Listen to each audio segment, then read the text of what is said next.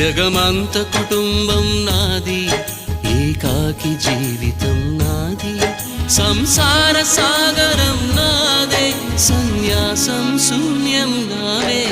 జగమంత కుటుంబం నాది, ఏకాకి జీవితం నాది.